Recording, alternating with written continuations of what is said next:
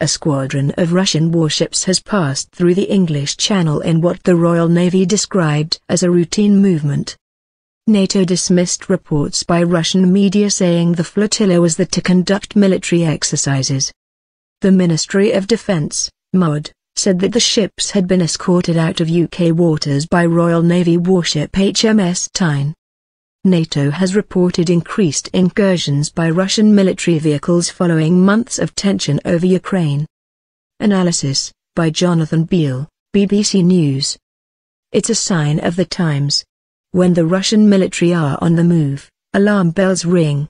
This year there have already been 3 times as many intercepts of Russian warplanes flying near the airspace of NATO countries compared with 2013. But the UK Royal Navy and the French Navy say it's not unusual to have Russian warships transiting through the Channel. It's the route they often choose to make their way to the Mediterranean. The Royal Navy was aware of this transit and sent HMS Tyne to monitor.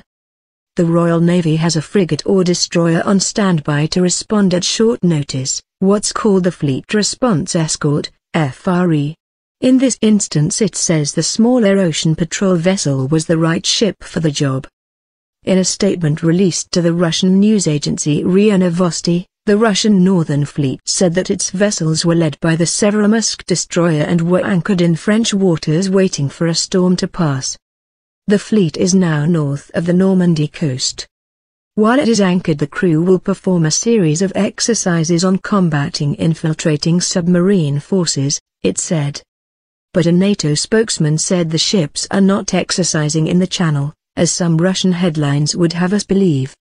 Our information indicates that the ships are transiting and have been delayed by weather conditions, spokesman Jay Jansen told the AFP news agency. And MOD spokesman said we are aware that 4 Russian naval ships have passed through the Dover Strait from the North Sea into the English Channel, which all ships have the right to do under international law.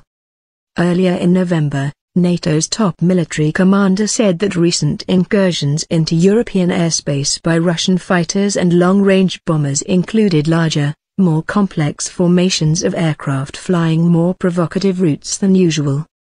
General Philip Breedlove said that incursions were fairly common and safely handled.